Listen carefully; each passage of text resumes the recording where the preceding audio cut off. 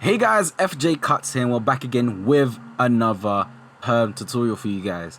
So yeah, it's just a straight hair to curly, guys. You want tight curls, but sometimes when it is your first time getting a perm, it won't come out as tight, so I try my best to get it as tight as possible. So yeah guys, what I did is I gave him a haircut first. I gave him a skin fade and I left a little bit of darkness at the top so the fade can just connect the curls on top. And then what I'm doing, guys, is I'm just sectioning the top into 3 sections, so from back, middle and front. And then I'm going to section that back bit into 3 sections as well. So I'm going to start from the right and I'm going to go to the left. When you do this, it allows the rods to sit next to each other. It doesn't clash with one another, so it's like a puzzle, guys. And it allows the rods to actually stick to the roots and not just one sticking up and one sticking out. It just makes more sense, guys, if you make everything coordinated. And you will see it, guys, it's like a brick, you know, like brick layering, but instead of that it's going to be rods layering on top of each other. So the whole pieces of hair that's going to get put in the rods is equal amount, if it makes sense. You'll see it along the video, guys. If you've seen my other videos, guys, it's just the same procedure. Make sure everything, there's enough space for each rod, and don't just put it on top of each other, because you're not getting into the roots, you're not getting it tight for the curls. If you're putting too much hair on one rod, it's going to come out loose. If you're putting not enough hair on one rod, it's going to come out super tight and it's just not going to look nice, guys. So make sure when you're putting it into the rods, everything is even. And then now, guys, I'm just putting in the rods, and like I've always told you guys, always put, when you're putting the end papers on the hair, make sure you spray a little bit of water, because that will clip the hair. And then when you put it on the hair, slide it toward the end and then clip it when you roll it backwards or roll it forwards. It depends on how you guys want it to look. Just make sure when you clip it, it clips tightly so the hair can stick onto the rod, or else it will just come out of the rod and it won't really, you'll have a tough time of putting on the rods.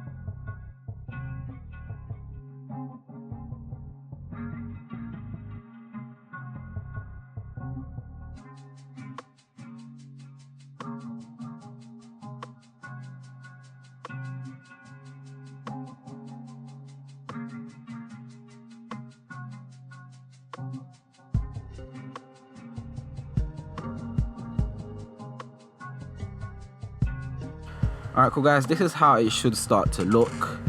Well, this is how it looks when it's done, but make sure the rods just go on top of each other, if it makes sense. So it's like a puzzle, like a brick layering, guys, as you can see, so that it goes to the actual roots and not just hanging off, if it makes sense. If you guys need more videos on how to do these rods, I have a lot of videos on my channel on perms anyway, so go have a look, go have a scroll through. If you're new to the channel, make sure you subscribe. But yeah guys, after you do that, I'm using kitchen roll, which is like 3 pieces, and I folded it in half and half again, and then I made this little bandana type, which is disposable other than the bandanas that I usually used to use. And then you want to wrap it around and use a duck clip to clip it on the head, or you can use one of them bobby pins that could be useful as well. So I'm using the Boots perm kit for this perm as well, guys. You can use any type of perm depending on how you want the curls to turn out. Well, in my opinion, you can use any type of perm kit. Just follow the instructions that I have personally, but if the instructions on your perm kit are different, then you should follow that. If you guys need more help, just message me on Instagram or Snapchat. I am more active on my Snapchat, so just, it's on the bottom right, just go follow me there and then send me a message. But yeah guys, make sure you saturate every single rod of hair. And then this is with the Boots perm kit perm solution, and I'm just going over it twice, so making sure every single rod is saturated. And then you want to leave this solution in, guys, for an hour. You can use the head cap that it comes with, or you can go onto my website and I have this self-heating cap that will keep the heat in, natural heat, onto the rods, and it doesn't let it come out basically.